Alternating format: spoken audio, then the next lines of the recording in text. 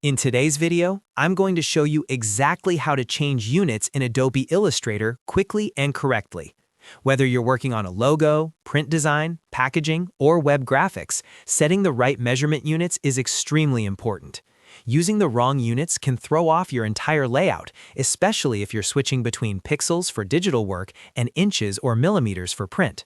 So in this step-by-step tutorial, I'll walk you through how to change your units inside Illustrator in just a few clicks. And if this video helps you out, make sure to hit that like button and subscribe to the channel for more simple and practical Illustrator tutorials. Let's get started. First, open Adobe Illustrator on your computer. It doesn't matter which version you're using because the steps are nearly identical in recent versions of Illustrator. Once Illustrator is open, go to the top menu bar and click on Edit.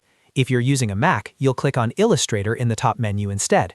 From the drop-down menu, scroll down until you see Preferences. Hover over Preferences and then click on Units from the submenu. This will open the Preferences window with the Units section selected. Here, you'll see a setting labeled General. This controls the primary measurement unit used throughout your Illustrator workspace. Click on the drop-down menu next to General. You'll now see a list of different unit options. These typically include pixels, points, inches, millimeters, centimeters, and sometimes picas, depending on your version.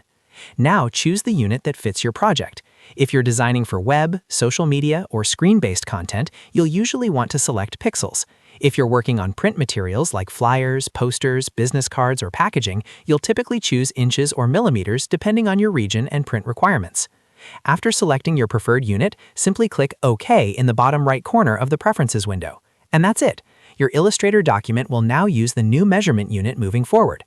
Now here's something important to understand.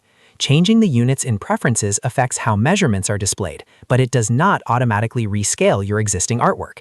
It only changes how Illustrator measures and shows dimensions. So if you switch from inches to millimeters, your design size stays the same, but the numbers will convert to reflect the new unit system.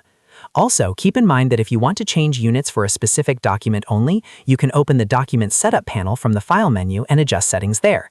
But for most users, changing the general unit in Preferences is the fastest and straightforward method.